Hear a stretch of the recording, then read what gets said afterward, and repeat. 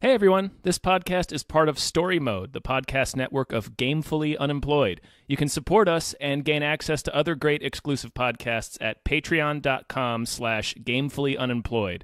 That's patreon.com/GAMEFULLY unemployed, which is spelled like it sounds. Why would I make them so uncomfortable? It probably has to do with your reputation. They feel your methods, your theories are... Spooky? Do you think I'm spooky? His face was so blank and expressionless.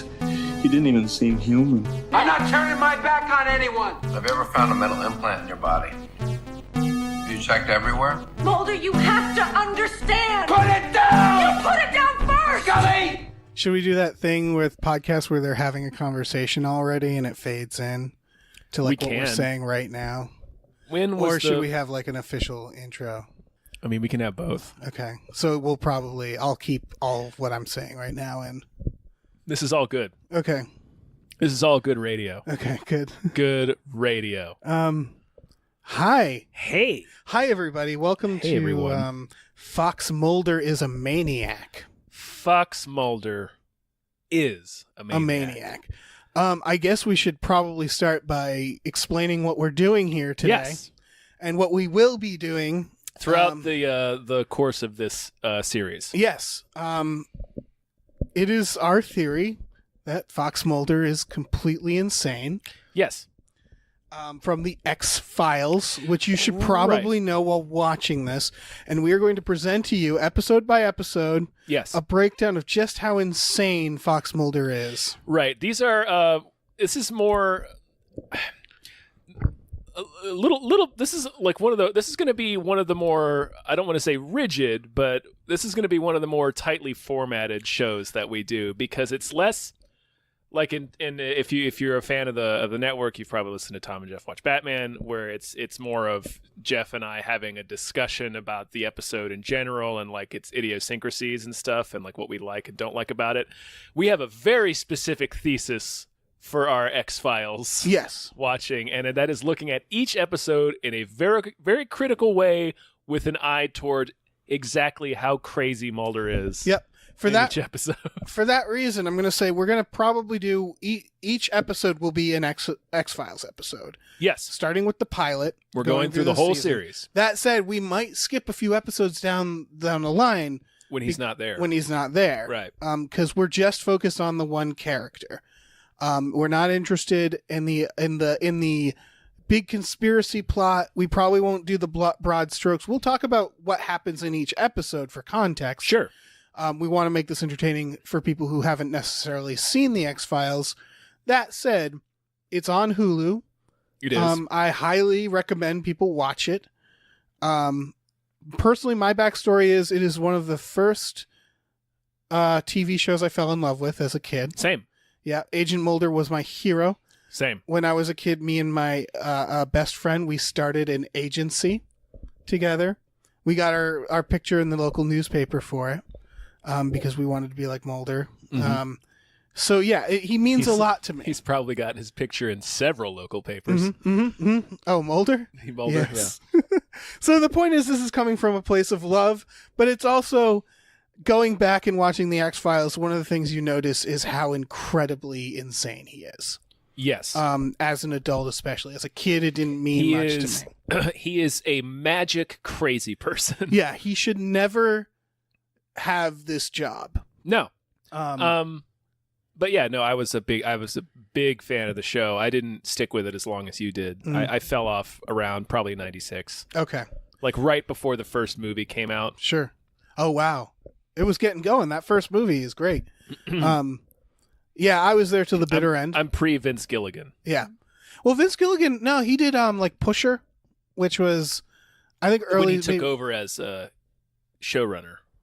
I don't think he took over. No, Chris Carter has always been the showrunner. Oh, I thought he was like Vince Gilligan. I think he just got more. He's written a lot of episodes. Mm-hmm. He might have produced them as well. He might have even directed one or two. I'm not sure. I think as late as I saw was season 4. Right. Vince Gilligan he feels like a later person, but he's actually has some early episodes as well. Right. I meant more toward like the Bryan Cranston episode and stuff. Yeah, Drive. That's season 5, right? 5 or 6, I want to say. It's post movie. The movie was, I believe, between 4 and 5. Okay. Yeah, I think so. And then, yeah, I know what you mean. The later shows, and then it goes a little off the rails, and then we got Agent Doggett. I definitely didn't watch any of the Robert Patrick. Yeah, I watched a little of it, stuff. but I couldn't handle it. And then they brought Mulder back, and then they finished up the show in 9 seasons, and it was a hell of an ending. And I watched it up all the way till then. And then I was there for the terrible movie that came after, and I've watched all of season 10 and 11, 11 being probably the last season. Who knows if we'll ever get to 11. I will say that I kind of want to avoid 10 and 11. Man, we might. Who knows if we're even alive? That's a good point. That's a very good point. We get to that. I've been playing it pretty fast and loose. Dude, I've been throwing those dice every morning. Okay. So let's just stick in the here and the now. Yeah. 1993. Fucking Mulder's face. Yep. Comes into the comes barreling into our spheres of consciousness. Yeah, we're at season 1, episode 1. It was titled Pilot because it's the pilot episode. Now, when I was a kid, like I said, this is the first TV show I really got into. I didn't understand that the first episode of a series was called a pilot. Same. So I thought the title of the episode was Pilot, and it always confused me. Yes, I was like, who is the pilot? Right. Again, this is, it's both of our first experiences with TV. It was, for me, it was this in The Next Generation. But I mean, me personally being into a show, like I saw Next Gen because my dad watched it, saw original Star Trek because my parents watched it. Yes, that's how it goes. TNG was like, I came into it, and it was our X-Files. It was like I was writing little fan fictions. I knew the episode titles. Mulder's badge number is JTT 047101111. Like I knew shit. I became obsessed. Yes. So I think we have the same background there. This is the first TV show Pretty that close. was like you committed to it. Pretty close. I committed to it pretty hard. This and like The Simpsons, but oh yeah, this The one, Simpsons is just it's right, like yeah. it's like water. This is the one It's that so this is the one that hit me that I was like, this is the real shit. Yeah, right I have here. heavily nostalgia for The Simpsons, and then there was a block of time on Fox, usually I think Fridays, that was reserved to a show that would never last. It would never succeed. Sliders, Strange Luck, Mantis, Millennium, one of those, and then you'd watch it to Like get Earth to 1999. Yeah, and then you get to the X-Files. X-Files was on Sundays, wasn't it? Like I don't know. Sundays All and I know is it was Thursdays? Simpsons, block that was interchangeable, and then X-Files. That was my. Oh right, X-Files used to be on Friday. Yeah, it changed. They switched it around. I mean they and shit always later. do. So should we talk about the 6 sections of the podcast that people can expect, or should we just? I mean this is gonna be looser, and then it'll tighten up as we sort of really hone in on our format. So currently, the format that I've put on this doc is 6 sections. The first being just what is the X-File? What is happening in the plot? Let's give what are frogs? What are frogs? What are frogs? That's a Duchovny reference, isn't it? Yeah. Oh man, if you're not familiar with that, you should be. Number 2 will be right now titled "World's Luckiest Detective" because I was trying to hone on one thing, which is that Mulder is a bad agent, and I want to talk about all the ways he does bad detective work or bad agents stuff, agenting that results in him being ridiculously lucky and correct. Right, he's always right. Yeah, he'll throw out a theory based on like a scrap of paper at the crime scene and be like, well, I think this guy is a mutant who can stretch his body. And they're just like, okay, whatever, bro. And then he turns out to be completely fucking yes. Right. Section 2 is Mulder After Dark, a glimpse into Mulder. This was potentially going to be my favorite yes idea this is like the original idea that of the series was just what can we glean just from seeing what Mulder's doing when other characters walk into the room, what he's doing when a scene starts. Like, what can we divine about his private life from the things that we see him doing? What are we like? What are the little things? Yeah. Obviously the porn addiction, but there's so much more to that. There's so many hobbies he gets. I want to keep a tally of his hobbies. The big one for me was I did a video for Cracked about Mulder a few years ago, and you pointed out to me that Mulder doesn't have a bed until like season 6. He does and he doesn't. In the episode Jose Chung's from Outer Space, they show him in bed, and we're skipping ahead here, but he's just watching the Bigfoot tape while in bed trying to go to sleep for some reason. Right, but that's not necessarily the actual narrative because it's Jose Chung's epilogue, like that's referring true. to That's true. Agent It's Renard. also, we don't know where he is at that point, but yes, for the most part, this was a running theory I had with a friend of mine when we were teenagers, is that Agent Mulder is probably addicted to speed. It makes a lot of sense when you just watch it. One being he doesn't have a bed and he often just falls asleep on his couch. In his clothes. And he has the mind of a person on speed. We'll get to it in this very episode. Next section is fireable offenses. This is the stuff. This is sort of lumped into him being a shitty agent, where it's just, these are just identifying moments that's just like right there and then he should have been sued or lost his job. Just Possibly both. Yeah, I'm no expert also, on law prison enforcement. time will often come up. Yeah, I'm not these an discussions. expert on law enforcement, but we'll try to get into the minutia. Like, there's probably a lot of little things. Yes. A lot of it will be speculation, but there's just moments where it's just like, I'm pretty sure you can't do that if you're an FBI agent. Next section will be called Name the Enabler. This is focusing on who is allowing this to happen.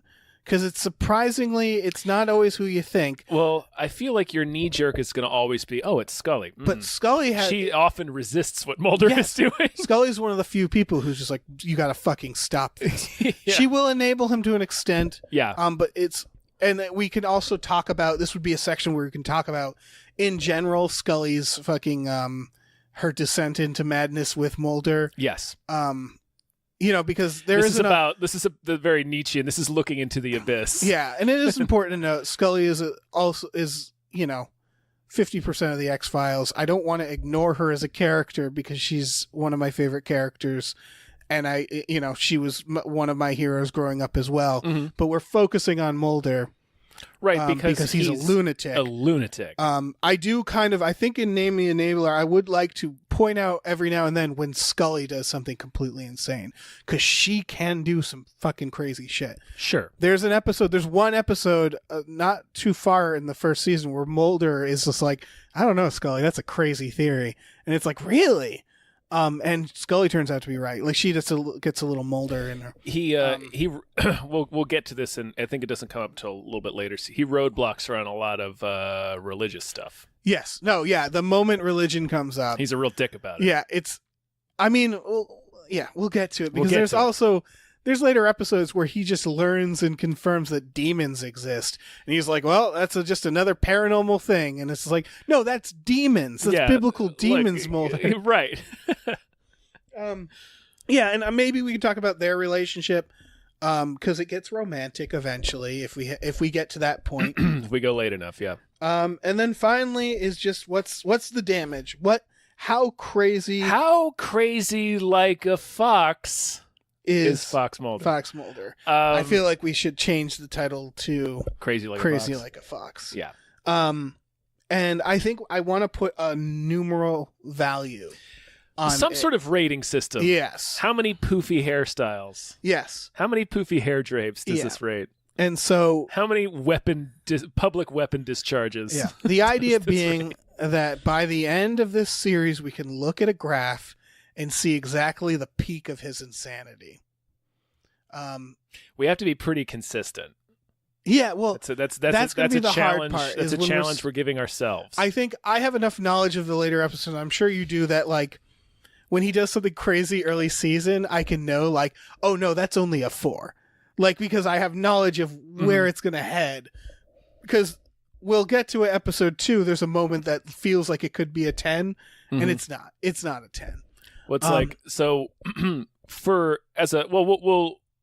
sort of outline them when we get there, but like as a for instance, we should say on a scale of 1 to 10, where 1 is a human normal person, and 10 is him firing into a crowd of Vietnam veterans about an invisible man.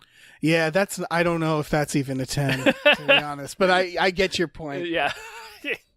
That's a thing that happens. That is a thing that happens. All right, so do you want to dive into it, or do you feel let's ready go. for this? All right, let's go with number 1. What is the X-File? What is the plot? You have a IMDb summary in here, but basically... Yeah, we don't have to read from that. I felt just a reminder of what the hell like this episode, it's the first episode. Scully gets assigned to Mulder to watch him, basically. Yeah. The X-Files itself is a series of teens in a town in Oregon are being abducted. Right, and then they're found the next. Are they found the next day? They're found the next day with 2 little nubs on them. Like nubs on them. They all graduated at the same time, and like 3 of them are dead. Yep. And 2 of them are in the hospital. One's comatose. The other one's in a wheelchair. Right, and Mulder and Scully have to figure out just what the heck is going on, while learning that a lot of the authority figures in the town are the parents of these kids as well. So it feels like a town-wide conspiracy. Yeah. And yeah, this is the first. It's a alien heavy episode. Besides the cold open, it starts on a bright-eyed Agent Scully walking down a hallway and meeting a bunch of people that we never really see again, who they thought might have been recurring characters, except for one key recurring character. Yeah. Explaining to her what the X-Files are. Yeah. And what her assignment is, which is to debunk the X-Files and work with Mulder and report back to them. Right. They give us the conceit that Mulder is an Oxford-trained psychologist. Yes. So he went to school in England and is a psychologist. Yes. And he's a brilliant criminal profiler for the FBI. So much so that he gets to do what he wants. He has ties in Congress. Yeah. They let us know that he is so good at what he does that the FBI gives him a lot of ground in terms of like side hobby projects he wants to pursue. And the X-Files happens to be one of them. Yes. And they're like, Scully, he's wasting his time in this basement. We need you to debunk the X-Files to get him kind of back on, catching serial killers and terrorists and bombers and shit. He is the FBI's most unwanted, as he puts it. They go to Oregon, they investigate it, and she learns a little more about Mulder, which is that his sister was abducted when he was young. Yeah. And then when he got believes older, by aliens. When he got older, he became obsessed with the occult, with the paranormal. And he started getting really deep into it. He found the X-Files, which is the X-Files was established by somebody else, not him. Like, this is a very important thing that I want to touch on when we get to that section. Yeah. But, he's obsessed with the occult. Yes. The sister, he believes that Scully he knows that she's there to spy on him. Yeah. He thinks there's people in the government who are specifically trying to stop his efforts and hide the existence of aliens. He gives a very Alex Jonesian rant to Scully in a motel room in Oregon. Then the episode proceeds to have the alien abduction story. They learn that it is one of the kids in the hospital, Billy, who is... The comatose kid is actually being commanded by the aliens who implanted a transmitter in his head to carry the surviving members back out to the woods for further testing. And Scully sees none of the alien evidence. Nope. She like a lot of early Scully, she misses on the paranormal part. Yeah, she'll get conveniently locked out. Yeah, when the paranormal shit goes down. So Mulder essentially saves the day within the plot. Mm-hmm. The kid goes back. The kid is no longer comatose. The case has been essentially solved. Scully turns in her report and the chip, and she gives it. And then the last thing we see is the cigarette smoking man, who originally was not supposed to be a reoccurring character. Nope. played by William B. Davis. Is that his name? Yeah. Going into this long room of evidence, putting the chip with a bunch, Very Raiders of the Lost walking Ark. out, and the reveals that he's in the Pentagon. Yeah. Real quick side note, the movie Murder at 1600 also has an evidence room that's, I'm pretty sure, the same set. So I'm wondering if that's based off of like a real government facility thing. I don't know. But yeah, so it's all right. It's all true. Right. We're explaining this like people don't know what the X-Files is, or I am explaining this, but that's the plot. It was a great starting episode for something if you haven't seen it before. Right. Really throwing people right in the deep end. Yeah. And this was coming out when aliens were white hot. Yes. So yeah. That's the X-File. That's the X-File itself. So let's move on to World's Luckiest Detective, which is what brought Mulder to this case. How did he even figure this out? I want to point out right away that he is in a graveyard later in the movie. Later in the episode. The movie episode, yeah. And they have dug up the bodies already. They've exhumed a body for one.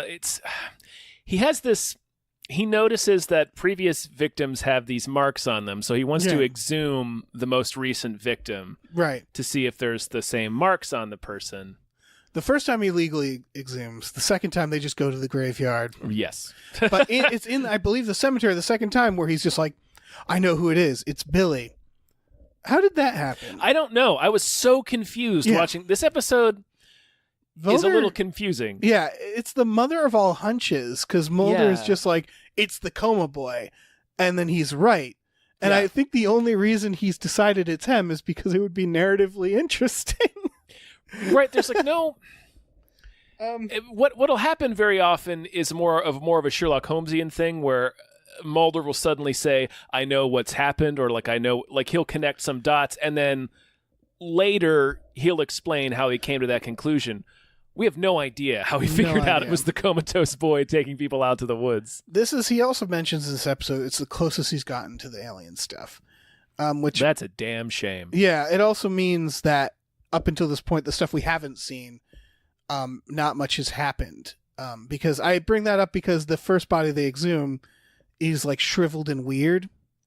Yes. And Scully rightfully is like, body. It looks like it's probably some sort of ape, or like, because Scully's in this point of view where it's like, it's not an alien. They didn't bury an alien in that cemetery in place of the kid. Right. Why would they do that? Yeah. So Scully's like, it's clearly like a prank or like something. And Mulder's just like, no, this isn't a monkey. I want every test. And he orders just the works on this body. And then they find the chip. And it's not an alien. No. It actually is the person. It's just he's been tested on so much that he's turned into this weird mummy. Mulder's he's so excited in that scene, taking the photographs. Yeah. That's less of, because he's kind of wrong. Like, he's like, I have the same doubts as you, Scully. I don't know if this is really an alien or not, but he's like, clearly thinks it's an alien. Right. It's insane. But it's not. It's not an alien. He found a mangled corpse, and I love the idea of him being like, look, I don't know if this is an alien, but let's find out to be safe. And it's like, that's not what you do. That's not how you handle corpses. Yeah, so many tests to see if this thing is an alien. And it's like, why the hell would it be, man? Come on. Also, ordering those tests to the FBI, like, how did he explain any of that? How do you explain that in the budget? I know later they talk about like going through their budget. Also, it's weird for them. Because we're on World's Luckiest Detective. Normally, like, he and Scully fly out to Oregon specifically for the exhumation of this previous victim, so that they can see if the same markings and then the same protein they found around the markings, the chemical trace or whatever, is on this previous victim, so they have something that links them together. They don't have to physically be present for the exhumation, do they? No, it feels like they were just showing up while it was happening or something. They show up while it happens, and then serendipitously, the casket falls and tumbles down the hillside Mulder and cracks the open. joke. Yeah. And there's a monster in it. No, they didn't have to be there for that. That was very lucky. So that was of lucky them. that he was there to see it crack open and reveal a monster, It's because otherwise the town would have just made that monster disappear, Right. which they do later anyway. You're right. It's all pretty fucking lucky that he just pulls the name of who did it out of a hat, essentially. And this is all based on, what did he even go there for? I think it was because of the 2 dots. Had been found on other people around the country. Which is funny, because then later Scully thinks she has them on him, and he's like, oh no, those are mosquito bites. They look identical. And it's like, so why were the dots significant Right. in the first place? How did you... it's because of the chemical chain that the protein chain that they found. Right. He's lucky, though, that those other cases... Man, I never thought about this. This is probably going to come up a bunch. Who originally found the bodies and took pictures of those dots? I imagine whoever found them. Right. But, like, if you found a body in the woods and found 2 little dots on their back, you probably wouldn't... If they look like mosquito bites or moles, like, it wouldn't be a central part of the report, would it? I don't know. Because it means it was reported enough that he could find 3 different cases in different states in America. How did he find those cases? We're going to talk about that. There's no computers, right? Particularly in the next episode, we're really going to talk about how he finds this shit. Because, like, is he just digging through files all day? He must be. And he must have just found a file. That's why they want Scully to do, because all he's doing is just combing every single report that makes its way through the Bureau to see if there's something weird. Yeah, that is connected, because he just found... He must have been combing through, found one file, it was just like, oh, yeah, 2 dots. All right, I'll set this aside. Might need that later. And then he had to comb through more, and he was like, oh, here's another 2 dots. Yeah. All right, well, that's 2. But let's be sure here, and, like, kept going. Sort of stunned he didn't land on vampires. With the 2 little dots. Yeah, well, I think it's... Well, they weren't on the neck. Yeah. It's also, I think he doesn't, the episode 3, it's established he does not believe in vampires, Mulder does.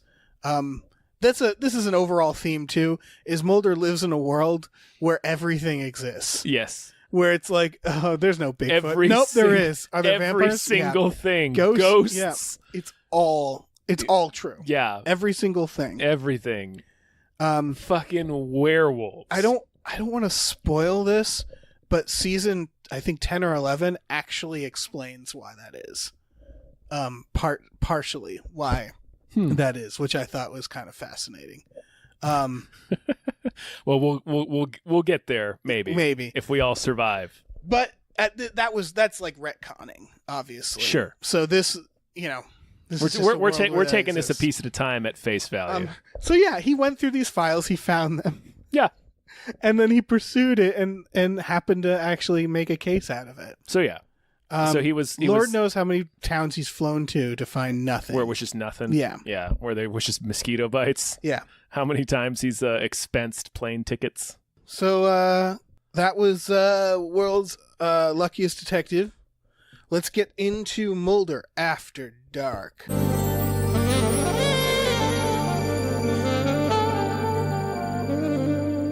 Should we have music cues? I was wondering that. If I'm editing this, I'm so lazy. Maybe we'll have music cues. Maybe there'll be a musical cue. You know what? It's early. We can figure all this out. We can figure it out. We're making stew. We are making stew. A rich, savory Mulder stew. There's stew. All right, I want to talk about the first time we see Mulder. I would love to talk about the first time we see Mulder ever. He is assembling slides on a light board. Never thought about that before. Never thought about what he was doing. Because Scully knocks on the door and he goes, sorry, nobody here but the FBI is most unwanted. She walks in and he is sitting there with his I think he's got his glasses, assembling slides, which isn't abnormal. No. And in fact wasn't when I first looked at it. I was like, oh, okay, he's doing a little thing. They gave him some business. Yeah. And then he's just like, well, hello, Scully. I was under the impression that you were sent to spy on me. And they have a little banter. Yeah. And then she's like, what are you doing? And then he's just like, check it out. Slideshow. And it was like, wait, he's assembling the slideshow that he was preparing for her. Yeah. Just for her. Yeah. That like, I don't even know if he knew. He must have. Someone must have called and said like Agent Scully is coming. well, yeah, down. because they during their banter, he like says he knows like, she's coming. right. He knows who she is. Yeah. Like he read up Right. about her, which is completely believable within the realm of possibility. Right. Sure. But it does mean throughout this episode especially, Mulder is trying to get Scully into his world. Yes. And he also later reveals when he's talking about the government going after him, she's like, what conspiracy or whatever? And he's like, well, you're a part of it. And it's you're part of that agenda. Or I forget the exact quote. So he assumes she is the part of the shadow government. And he's still like, I'm going to freak this lady out. Here we go. Well, like he's excited to show somebody else something. He's lonely. Yes, Yeah. that's a point that I've made several times. Yeah. He has no friends. No. This is one of my notes for this. Yeah. But there are two moments in the episode where he contacts Scully in the middle of the night because he can't sleep. Yes. He has nobody else to talk to. This is it's either this or the next one where he's like, I'm still wired. I'm going out for a jog. That's this one. That's this one. Yeah, that's Speed. Yeah. But it meant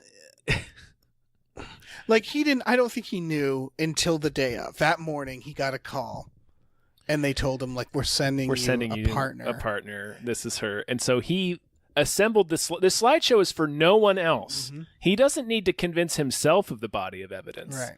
He clearly didn't. He already has, like, as soon as he's done showing her the slideshow, he's like, all right, I'll see you tomorrow morning. We're leaving bright and early for Oregon. So he's already got the exhumation going. Like, it's a go. He doesn't need to convince anyone with the slideshow he's assembling. He just put it together because he knew she was coming downstairs. And it's a running thing. Mulder presents slideshows to Scully throughout the series. He does. But the first slideshow is particularly insane because of that fact that he's just like, she's coming. I should get my slides together. Another question. Do they normally have slides of crime scene photos? You can have them prepared. That's what I'm wondering. Did Mulder get them prepared? He must have. Does he, because he, again, throughout the series, he presents slideshows to Scully. I don't think there's a reason he can't just hand her a photograph. Right. He loves slideshows. Yes. He is into personally slideshows. likes slideshows. Because he likes narrating them and dramatically like, here's the next thing. And he likes being able to tell a story. Yeah. He likes being able to control how you see and digest the evidence that he's showing you. He was very excited about that. And like you said, he's already the case. He's not convincing anybody. He just wants to take her for a ride. And I think it's Mulder very excited to have someone else pay attention to him. And you see her change in this scene. Yeah. Where she comes in, she's very eager to please and be helpful with Mulder. She's like, let me scroll to where I have it written down. Sure. She goes in there because like they establish he's like famous, like people have heard of him because he's this brilliant profiler. She like learned about his thinks like a crazy person. Yeah. Imagine that. Yeah. she learned about his papers while she was in the academy and stuff, and she's been given this assignment by like the very top people at the FBI. Like you said, she's like bright-eyed. She goes in there like ready to be like a good, helpful partner. Right. And you get about a minute of that, and the second Mulder says, "Do you believe in aliens?" she immediately turns into Scully. Oh, yeah. Like she gets like her face drops, and she gets that withering look where she's like, I believe in things you can prove with science. Yeah, I believe he says extraterrestrials, and he whispers it. Because Mulder knows it's going to freak her out. He knows the reaction he's going to get. And the first season is often those parts as like when she meets Mulder or Scully in the episode Squeeze, where it's her associate who they're helping out. Mulder like tries to freak him out. Like he likes the idea of like, I'm into aliens. Doesn't that just freak you out? He's very Ricky Gervais. Yeah. Are you freaked out? Are you offended? He's no, a real you're just edgelord. weird. Yeah. You fucking edgelord. And so that's what I like, because he's putting in the effort to be like, to be freaky Well, and crazy. it's just and I weird. love that it lasts all of 60 seconds until Scully immediately sees what kind of maniac he is and is like, oh shit. Yeah. Like this is my assignment. Yeah. It is important to know, especially in this episode, but even in the first season, this is not a man she knows well. No. That she has been assigned to. She's never personally met him before this moment. Like, imagine working at a Taco Bell and the guy next to you is just like, I'm wild. And it's just like, oh, I don't need to deal with this. Let me tell you exactly what it is. Yeah. You go to the Taco Bell. They introduce you to your training manager, who is like this cool, fun person that you've maybe your friends know this, but like, oh yeah, that guy's pretty neat or whatever. And within 30 seconds, he's like, jet fuel can't melt steel beams. Yeah. It's like, oh shit. And this is who you're dealing with you're forever. Stuck with. And Mulder keeps trying to impress Scully. They get on a plane together. The plane has a great moment. Yeah. The plane starts. It's a 90s plane, the kind that isn't crowded. Yeah, they can. Mulder is stretched out on an entire aisle. Yeah. The scene starts with, and there's a little thread here that I want to pursue. Okay. The scene starts with a close up on the drink cart as it is paused in front of Mulder's seat, and then it moves on. It moves on past further down the aisle to reveal that he's completely stretched out and presumably asleep. Yeah. With headphones on, just completely laid down across the aisle on a plane. Don't think you can do that on a plane, but. Even in the 90s, I don't think that was it's allowed. like the information that they give us in those few seconds. It's like, is he drunk? Right. Probably not, because when Mulder does get drunk, you know it. I know. There's a thread you can follow for these first few episodes. And the plane starts having problems, and everybody freaks out, and it like almost goes down. Like it just starts. It starts dropping and there's turbulence and everybody's freaked out except for Mulder, who's looking rock hard. He's keeping his cool. He's such an edgy dude. And then he looks to Scully and goes, we must be there. This must be the place. As if he expected that to happen, which is weird. Yeah, does UFO interference normally cause hellacious turbulence in commercial airliners? Is that like a thing? It's a theme of this because it happens with the car. But that logistics of that doesn't make sense either, because they're not flying into the town. No. They're flying into probably Portland or like some major city. So I don't know what that. I think he just thought it was a cool thing to say because there was turbulence. Yeah. Like he took advantage of that moment. It also means that Mulder probably doesn't care if he dies. No, like the other way to interpret that is for him to be like, finally. Yeah. Yeah, I can be rid of all this. He does not give a shit. No. It's pretty cool. But it's also like, again, Mulder just trying to be real cool. So they land in, my next point is as they're driving to the cemetery for the exhumation, which is, again, I pointed out, already scheduled. He had already got plane tickets to fly them out there before he even met No need Scully. to go. He's taken Scully on a tour. Yeah. He's like, look, I got my own exhumation and everything. So he's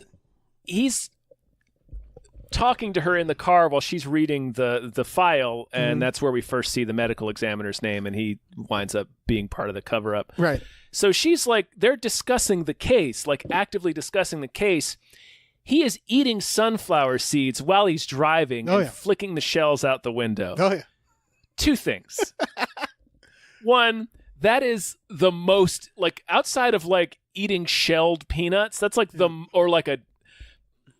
like spreading Nutella on crackers or something. It's like that is one of the most involved snacks you can be trying to eat while you're driving. Yeah. And two, he's got the window down so he can flick sunflower seed shells out of it while she's actively trying to discuss the case with him. Yeah, and she's holding files and shit. Yeah. And it's like, Mulder, can you close the fucking window and We're stop in Oregon. eating? It's fucking raining. You've been eating since we left on the airplane. Because that's the thing. They go really heavy with the sunflower seeds early, especially in this one, because he's eating while they're exhuming the body, too. He's just popping the sunflower seeds. Dropping them on the ground. And it's just like, he just likes the calm salt, down, man. Mulder. The reason why, I mean, to get into canon, is it's his father used to eat sunflower seeds, and he liked it was a comforting thing for him, as revealed later. Just It's an asshole thing to try to eat while you're Yes. driving. I mean, in this, it's him just being real cool. Yeah, right. It's like, and this is neither here nor there, but when they get to the cemetery, every single dude is wearing a wool suit, Right. Yes. including Mulder. It's 92, 93 wool suits for everyone. Right. This also, the sunflower seeds go into a theory of mine that kind of paints a better picture of Mulder. I'm pretty sure right before this episode, Mulder quit smoking. I'm pretty sure Mulder was a smoker that quit. The sunflower seeds explain it. There's also in a later episode, there's a flashback that takes place before this episode, where I'm pretty sure there's a shot where he's smoking, but it was cut or something. I really think I think he's an ex-smoker. Yeah, he's that makes really sense. Tightly wound, so he's doing the sunflower. Especially if we're doing the speed thing. Yes. And the speed is another sign of he needs something to nibble on a lot. Yeah. He's very tense. The wool coats is also It's just super. it's fucking Vancouver. It doesn't, everybody's cold. it doesn't fit in anything. It was just I happened to notice, man, everyone is wearing a wool suit. I think that's season 1 and 2. It's just wool trench coats. Yeah, the 90s fashion. Yeah. And also because they film it all in Vancouver. Right. So they ask to exhume the body, which again is a rare thing, as we'll learn as the series progresses. The oh, do I have that here? Is that? I mean, we're still in. What are we in? We're in Mulder After Dark. right? We're trying to divine details about his private Yeah, life. I was looking for the fun. He makes a fun joke here. Oh yeah, he cracks a joke about He says it's safe to say he didn't try out for varsity when he sees the body, which is a Foster weird basketball. joke for a number of reasons. Right. Because the casket cracks open and it's a monster. It's like a monster mummy inside. Right. So his first instinct is to say, "Oh, he's pretty short, huh?" Oh, that's what it is. Like- Yeah, it's probably a safe bet that Ray Soames never made the varsity basketball team. What I like about this is then he goes laughs at his own joke, and then he's just like, "All right, cover the body. We gotta get this out of here." And he's just barking orders, and it was just such a insane. Well, it's my contrast. yeah. And again, my favorite thing is that this casket cracks open, revealing ghoulish remains. It is a monster in there.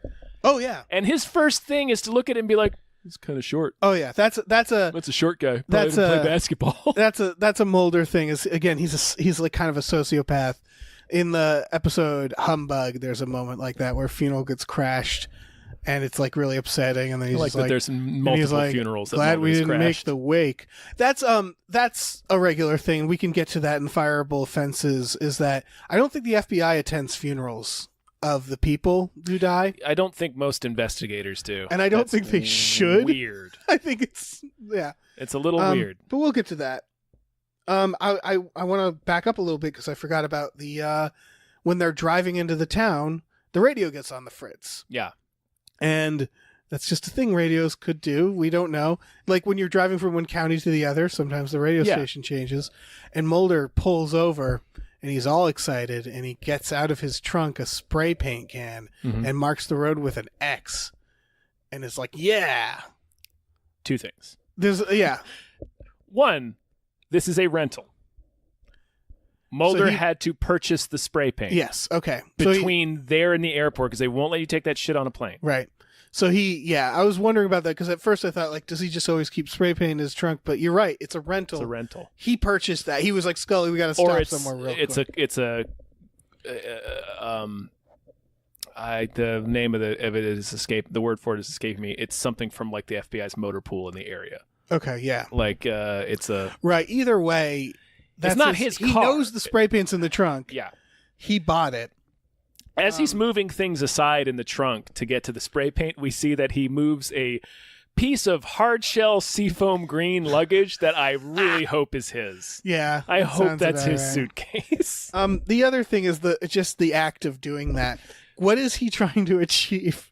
He's gonna go back there, I guess. Yeah, that's what I'm wondering is if he's out somewhere and he hears a weird humming noise, Yeah. does he spray paint the ground? I hope so. Better follow up on this some point. Yeah. He's literally just marking his investigation with giant X's. Like, this is a point of interest. And if that is a point of interest, it seems like a bad idea to market to. Well, it's also a common thing that like surveyors and Right. engineers and road crews and stuff, they use like circles and X's to mark the roadway for certain things. So unless he's got like a real detailed map. This also plays into World Luckiest Detective because he's right. Yeah. Because later they witness a UFO flyby and it's on the X. And I really want to talk about this. Okay, well, here's the thing. The thing about that, just going back to World's Luckiest Detective, is that as we learned in the series, Yeah.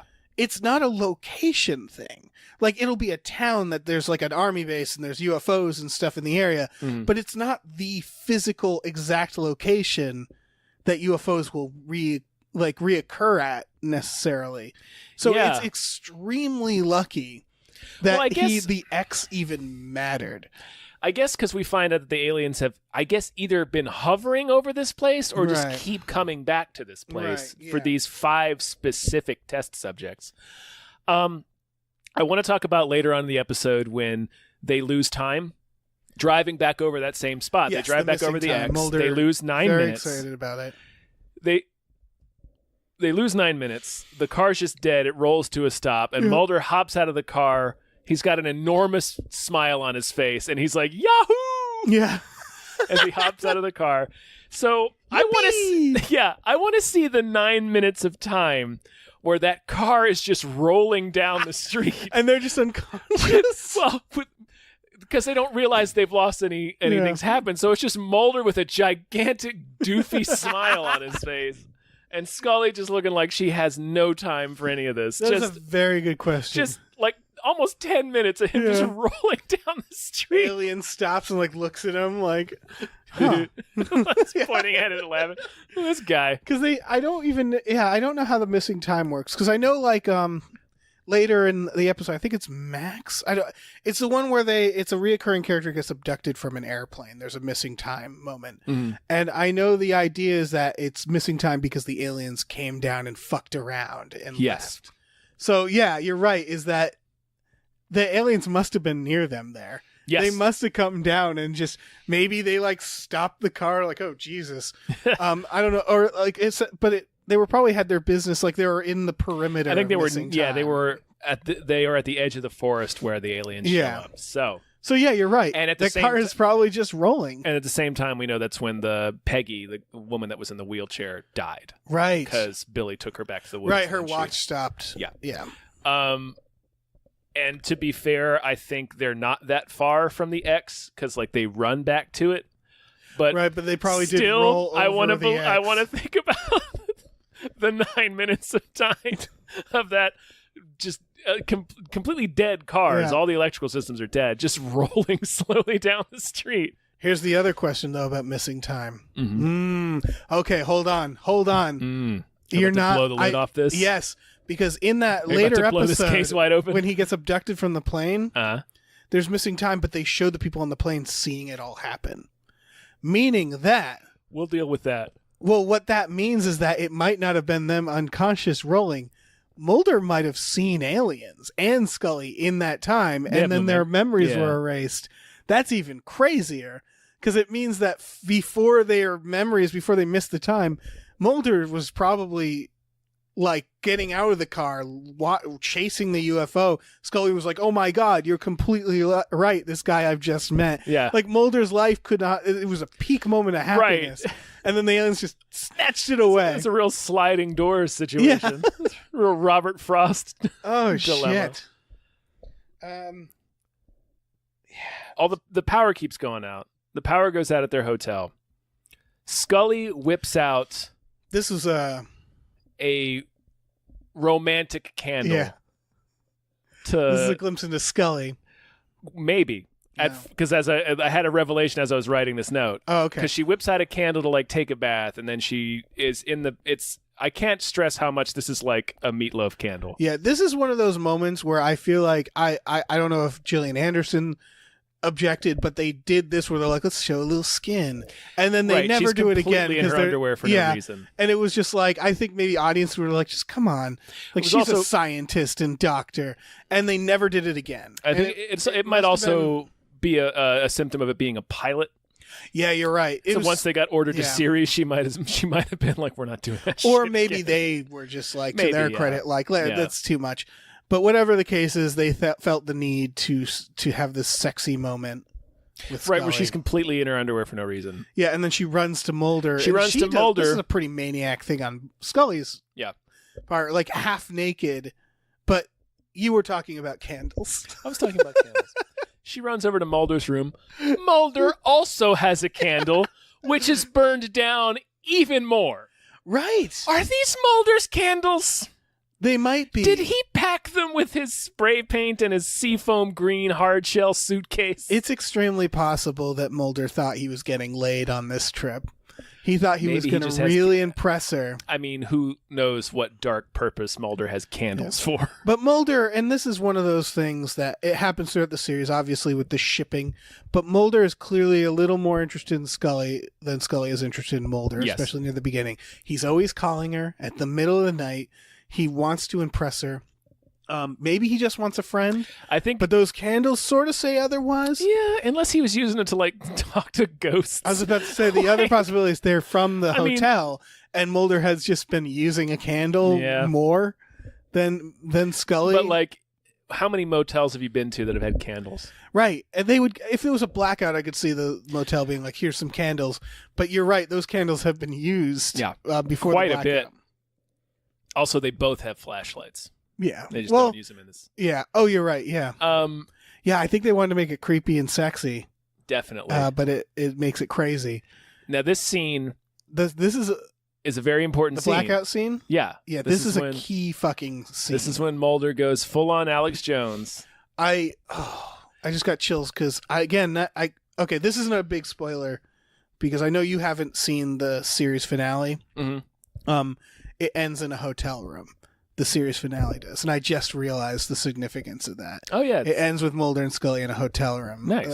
And this is sort of their first moment where they connect, but it's insane Right. because Scully happens to just be.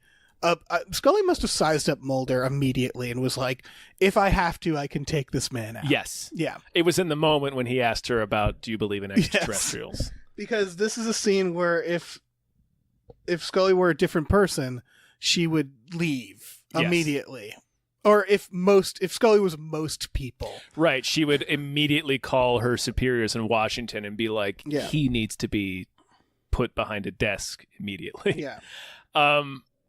In this scene, when he's explaining to her his sister's abduction and like the history of the conspiracy in the FBI, he says to her, and I made sure this is correct. Okay. He says to her that he didn't have any interest in UFOs or the paranormal Yes. until he discovered the X-Files. Yes. That's insane. That is insane. That's like someone Like, he just dug into the X-Files on a lark. Yeah. That's like if your friend learns that Frolf is a thing and like 2 months later he's like doing championships and stuff. Yeah. Like it's just like, why this? It obviously triggered something in him because of his sister. Right. But you get the impression, That it's been his whole life. yes, because he talks about the paranormal. He's an encyclopedia of paranormal things, of history. That's not something you can just learn in like a decade. And he's that's also- your whole fucking life. He's such a little boy about it. Yeah. He So it's like floored me Yeah. that this is a recent interest for him. it's not it's a crazy detail because of especially in later seasons they talk about the stability of Mulder and his obsessions. Well, and he's like a guy. his Yeah. Ahab like attitude. And it makes way more sense when you realize, like, if you were to talk to his mom would probably be like, oh yeah, he wasn't like this, like in his 20s. Like this is a condition. Yeah. This is a thing that's wrong with him. It's sudden. Right. This is a man in a downward spiral. Yes. Like this is like a guy who starts watching YouTube videos and then 9 months later is mailing bombs to everyone on Donald Trump's enemies list. Like this is a guy who is becoming obsessed with conspiracies Second theory. in a short amount of time. Theory number 2. Yes. And this is not at all evidenced in the series. Mulder is divorced. I think Mulder had a... You're trying to pick up a new interest. Yeah. I think because he has exes that we learn about, and they have those weird... We'll get to his exes. His ex is a vampire. Well, no, that was a current. He dates a vampire. He has a brief affair with a vampire. Yeah. Sure Scully doesn't have Scully has equally bad luck with her romance life too. Mm-hmm. I mean, she ends with a maniac. She winds up in a hotel room with Mulder. But I think there's an ex that we don't know about, because an ex does show up in this season later, but I think maybe he crashed hard like 10 years ago and he needed something to escape into. It hasn't even been that long. Yeah, you're right. Because they tell us in 88 he wrote a paper that caught a famous serial killer. This takes place in 92. Right, Jesus Christ. It's been 4 years since he wrote that profile. And who knows how much time it's been since, because he was like king of the profilers. Yeah. And then he just, on a fucking whim, decided to look into the X-Files and just fell hard into that this is a manic obsession. Episode that's been lasting so years. it could be within the year that he's developed this obsession. We don't know. That's like the most substantive thing that I noticed in this episode about his lunacy. That's a big part of this. That's again, few key parts of this scene for me was that the fact that he just casually thinks Scully is in on it. Just this casual paranoia. I think he's more referring to... He says, you're part of that agenda, you know that. That was the thing, it's the you know that. Because she says, she asks about the government, and she's like, what powerful men? And he's just like, well, you know, you're part of them. I think he's referring to how she knows that her assignment is to watch him. Yeah, I guess. Because, I'm really giving him the benefit of the doubt there. This has one of the only times in the X-Files that Mulder is considerate of her report, because later she's like, that's what happened. He's like, but you have to write in your report, so we have to be double sure. Yeah. That is not a normal thing Mulder does. That's him being polite because he's just met her. Yes. That goes away fast. The final thing, I guess this is... I had this in the enabler section, but since we're on the scene... Yeah, the part where he goes off about his sister, talks about regression hypnosis, and then gets like really intense at her, and he's like, "There's nothing I care about more than this." It's real intense. Yeah, and while revealing he's just into that, Scully is alone in a hotel room with no power with this guy she just met, and this is what he's doing. That's insane. Yeah, she would immediately be calling Washington. Yeah. She would leave. This guy needs an evaluation immediately. He is a walking red flag. Yeah. Jesus Christ. My last thing for this section, apart from he shows up twice, once at her hotel room, like, I'm just jogging. You want to go jogging? I can't sleep. He calls her and at the then end calling at her 11. at the end at like after 11. Again, it's a No Mulder friends. thing. Yeah. No friends. And a speed thing too. Yeah. He has literally no one else to talk to. Yeah. After they meet the medical examiner's daughter and take her to the diner, and then the sheriff and the medical examiner show up and take her away. They're standing outside the diner, and then Mulder like derisively says, "Every day's like Halloween." No part of any of this is anything like Halloween. Like, I don't think he knows what Halloween is. Like, I think Mulder has some kind of weird interpretation of what I think Mulder thinks of Halloween as a day when everyone lies to him. Right. So maybe he feels like personally tricked by Halloween costumes, where it's like he just thinks like he thinks he just doesn't go out. To him, Halloween is April Fool's Day. Yeah. Like Halloween is the day where everyone lies to him. Yeah. He's tackled a child at Yeah. Oh yeah. Oh yeah. Werewolf.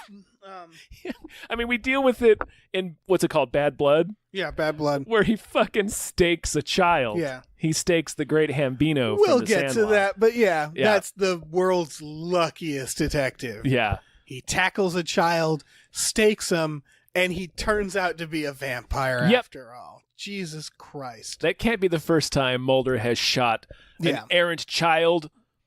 Hairy person, possible circus performer with a silver bullet. Oh yeah. Yeah. My final thing I want to talk about in this Sure. is the very climax. The climax? The climax. Sounds like a climax window when cleaner. Billy is holding the girl Uh-huh. and the UFO is there. Yep. And the sheriff, who's his father, finally decides, like, I need to It's gonna stop this. blow him away. And what Yeah. happens is, like, the lights over the hill, and Mulder's there with the sheriff, and he's like, you have to stop this. He's going to kill her. And so the sheriff is like, okay, fine, and runs and points the gun at Billy. Yep.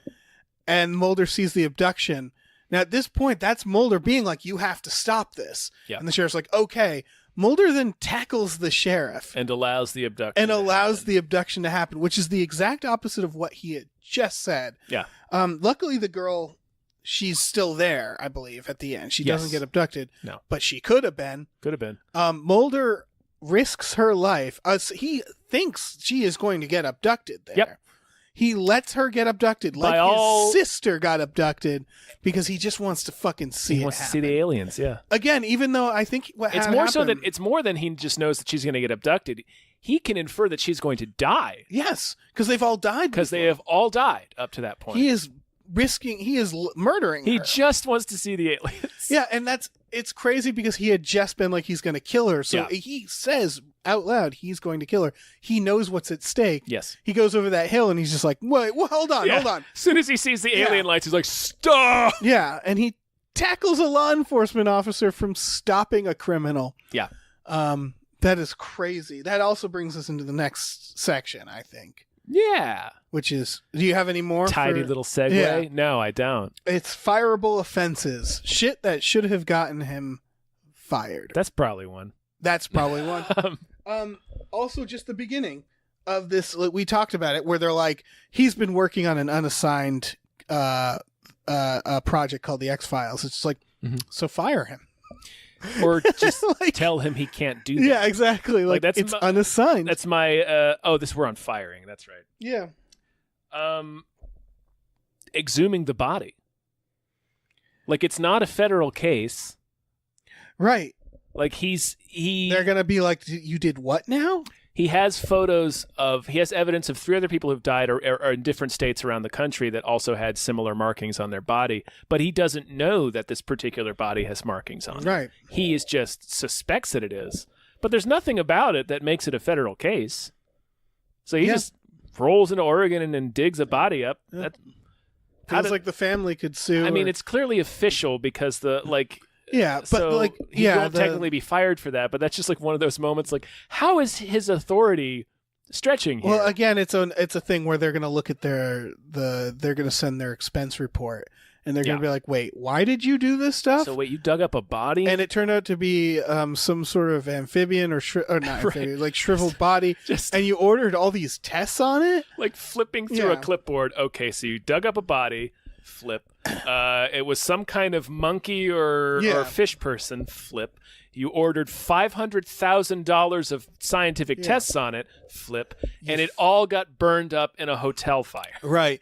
And they're like, no, we found its chip in it. And it's like a chip you found via an X-ray that you could easily do. Yeah. Like, none of the tests mattered. The All they X-rays. did. Yeah. That's the thing, is Mulder is immediately, he's not like, okay, let's cut open the body. Let's autopsy it. Then we'll do this. Then we'll do this. He's just like, run everything. Every test right now.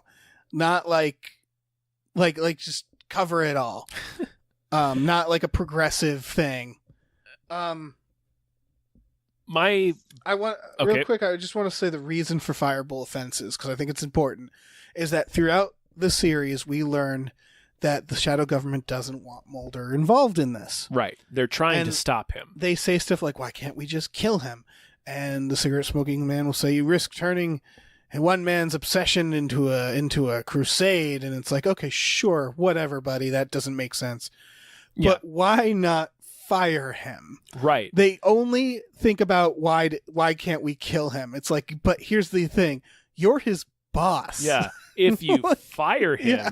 it takes away 98% of his ability to do this. Yeah, this is not a hard. Like, if he was decision. just some guy and not an FBI agent, Right. he couldn't be buying all these plane tickets Yeah. and spending all of his free time. You guys are paying him Right. to do the X-Files. And then on top of that, and that's why this section exists, is that he gives them so many reasons to fire him. Easy reasons. The big one here that I spotted was that he and Scully scrape tissue off the bottom of a foot of a comatose teenager. They manhandle teenagers a lot. He restrains one of them too. Yeah. Mulder helps. That feels like you're not supposed to do that legally. Well, you definitely can't scrape the bottom of a comatose patient's foot without consent or from anyone. They take that. They steal it. Yeah. Oh, His parents aren't there. The nurse doesn't know. They don't tell the nurse what they're doing. I feel like they regularly do stuff with teenagers. Like they take them out to dinner or to lunch, and they'll. Oh yeah, that happens in this next episode. Yeah, and the next one they. This one they go out. Well, technically they're not teens anymore because they say they all graduated in 88 or 89, so they're all in their 20s. They've done stuff. They've brought minors to random locations without telling anybody. Yes, that's for sure.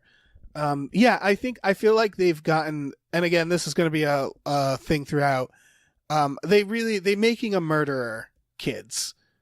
Does that make sense? Yes. They get confessions without arresting a lot of people, and they coerce witnesses in random locations without them being formally arrested. That's going to happen throughout. Vandalism, that technically counts. Oh, spray painting on Yeah. them? Yeah. I mean, it's not fireable. I'm just Yeah. if we're looking for anything. If we're looking for all of the things he does wrong. The part with the sheriff, I feel like there'd be an incident. They have You'd fill out a report for they have that, a standoff with law enforcement in the woods. Yep. He's holding his gun upward, the sheriff. In the air, yes. Which I get still, you'd want to have the man has a gun and they don't know he's a sheriff, but they just have a whole conversation while pointing two guns directly at his face. Yep.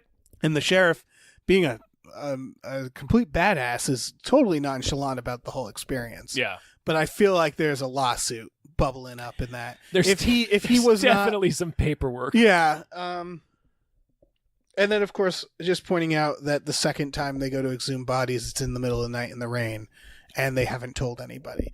Had the bodies been right, not had dug Mulder up, not stopped and been like, "Wait, I know who it was," they would have dug up bodies. 100% be out there with a shovel, digging up dead kids by himself. And this will, not be the last time that comes up. So, in the grand scheme of things, not really a litany of fireable offenses. No, this is, and we'll get to it, this is a pretty mellowed out Mulder. Yeah. In terms of craziness. But they're there. They're there. If they were looking for shit to stick to them, there's some stuff here. Yeah. Let's talk about enablers. Let's name the enablers. To your point, the biggest enablers are the fucking FBI. Yes, this is yes, and when Skinner shows up, which isn't going to be for a little while. Yeah, he doesn't show up right away. Skinner is probably the biggest secret enabler, for this reason. The FBI is allowing this to happen, and they could stop it at any point. Right. If that room of guys that calls Scully and be like, "You gotta put a leash on him," why are you even allowing him to work X-Files? Right. He's a famous criminal profiler. Send him somewhere else. Yeah, he'll go where you send him. It's funny because later they do reassign them. Yes. And then they give them shit work out of spite. Yeah. And it's just just fucking give him something interesting to do, or fire him, or what? There's.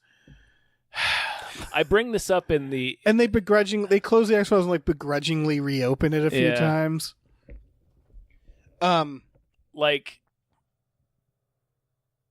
You just, I have this in the notes for the next episode, but they really.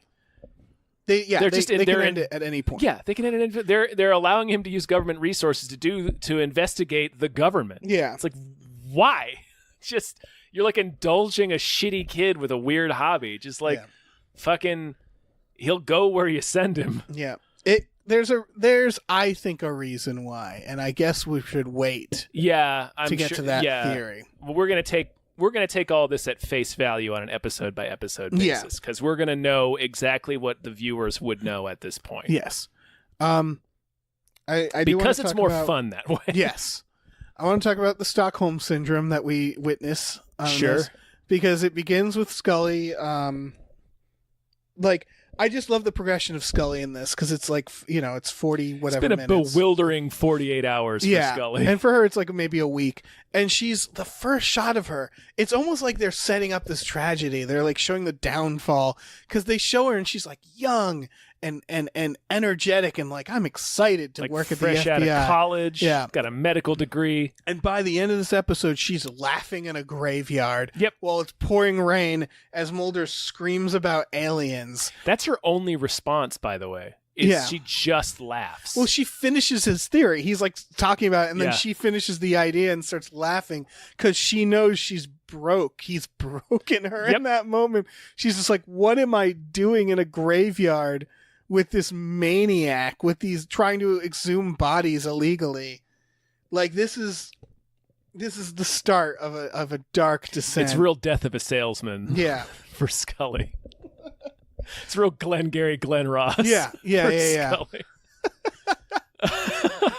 So yeah, it's not really an enabler, but it's like this is the beginning of, if anything, I don't want to say Mulder enables her. It's just that she never. I mean, we'll get to it. There's a few she really does stop Mulder most of the time, to the point that she has shot him multiple times. It's really the only thing you can Yeah. do. And that's the thing, is that she really is the opposite of enabler, because she's gone that far. Yeah. That she's like, I need to shoot him. I need him to stop in his tracks Right. and stop moving and be unconscious. So I I can need him pick to him be- body up. Like disabled. Yeah. And so I can need to bring him somewhere where he's safe. Could it kill him? Yes. And that's something I'm willing to Right. gamble The on. risk is such that it necessitates taking this chance. And just, I know we're trying to take it at face value, but episode by episode, but just for the record, it happens multiple times. So yeah, Scully is, I want to talk about Scully in this section, but she really is the anti-enabler. Yeah, she doesn't really enable him at all this episode. And that's the point of her character. Yes. Is she's the skeptic, so she's sort of always supposed to be at odds. Right. But it's funny that she's like the quote skeptic, because it's not that she's a skeptic, it's that she's a normal person. Right. And growing up, it was always that idea of like, oh, Scully, you skeptic. Like as a kid, I was, because it's in the plot of the X-Files. It's like, well, of course there's aliens. Yeah. Like, you know there's aliens. This is a world with aliens. Isn't it crazy that Scully won't accept this? And it's Right. like, no. To the show's credit, she's never presented as a wet blanket. But No. like she is always like in this episode, she's like, there is no scientific evidence. Yeah. To or any other kind of evidence She to is suggest what you're talking about. always correct. Yeah. And somehow is proven wrong. Just She's punished over and over again for being patient with him. patient and correct. Yeah. Really, it's the FBI. Biggest enablers in this one. Yeah. I'll go with the It's FBI. like this is the biggest leap of faith that the show asks us to take. Yeah, I think. it's that first scene. It's he's been working on this unassigned thing. We're just letting him. That is the ultimate enabler right there. Yep.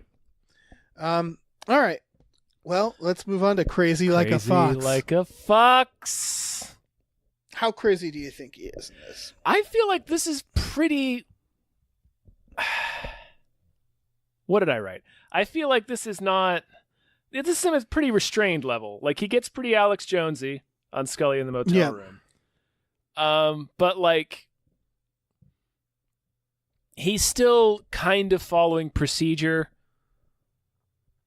Yeah. I mean, even when they're pointing their guns at the sheriff, it's because they're in the forest at night and a guy with a gun shows up and surprises them. Yeah, that's not that Um, insane. So I feel like he's pretty restrained here. Yeah, he's sort of stopped before doing anything too crazy. I feel like he's, outside of the, shouting just gibberish conspiracy theories at his new partner. Mm-hmm. I don't know, maybe like a 3? Yeah, 3 or 4 is where I'm going towards out of 10. he is socially insane in this one. Yeah. But he doesn't flip out. He doesn't break into. He manages to tamp down on his behavior in Yeah. this one for the most part. He still is just immediately like, oh no, it's aliens. Right. For no reason. No reason. Yeah, I feel like this is pretty restrained Mulder. Yeah. We get some we get some real tantalizing glimpses into his private life in this episode. Yes, we do.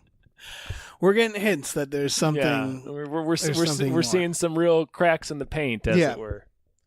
But yeah, this is surprisingly starting out with a surprisingly not that crazy Fox Mulder. Yeah. Yeah. Okay. That's an episode. Yeah, I any don't know final how to thoughts? end this. No, this is fun. This was fun. I like. I hope people had fun. I hope you guys had fun listening to it. And we're again, gonna keep going. I guess we should plug the fact that we are gonna keep going. This is gonna be a Patreon exclusive. Yes, that's true. So you have to sign up for our Patreon. It's only $5 of your dollars. And for that, you're gonna get this. You're gonna get Tom and Jeff Watch Batman. We've got a few more coming up that you're gonna get. It's all gonna be great. Yeah. It is going to be great. We can discuss this when we're not recording. I think we could maybe release like a free one of these a month or something. Just give people a little taste. A little bit of taste. But yeah. This one might be free. I don't know. Oh, this one will be free. This one will be Let's free. make Yeah, this one will be free. Get you guys a little taste. Yeah, we're giving you a hook. We're getting you hooked. First taste is free. Yeah. Yeah. So while you're here, check out our TeePublic store. We're probably going to be having a Mulder shirt. Several soon. Mulder shirts. But yeah, at least one Mulder shirt soon, and then as many as 3, possibly. We're working it out. It's TeePublic/stores/Gamefully Unemployed. Go there, check it out. You got all sorts of shirts, and you can put the art on mugs and whatever you want, prints, mouse pads. And check us out on Twitch. We never plug our Twitch. We don't. Yeah. We really should. It's Twitch/fucking whatever Twitch is, Gamefully _ Twitch.tv/Gamefully_unemployed. And then mine is Twitch.tv/Tom Ryman. We do multi-Twitches a lot. Yeah, we're both on we there. We play all the time. So check that out. We should really tell people more. We really should, yeah. Yeah, like we're always there. If any of you people know what a Twitch is, check it out. Yeah, check it out. Yeah. All right. I think that's all. We're gonna be, first episode jitters. We're gonna figure out the format a little more as we go on, but I think we're off to a good start. Just like I think the X-Files is off to a good start with pilot. Mm-hmm. This is a good show. Yeah, it's crazy. But it definitely holds up better than you might expect if this is your first time rewatching. This is a show where the general theme is trust no one. Yep. Which is an insane moral. Yes. Particularly now. Yeah. All right. Yeah. Thank you guys for listening. Yeah, thanks for listening. Everybody have a great week. Whatever day this is. In the future. Bye. Artwork for Fox Mulder's A Maniac is produced by Starlene Hodge. Follow her on Twitter at StarleneX, that's Starlene with an X, or check out her delightful webcomic at rubywhipple.com.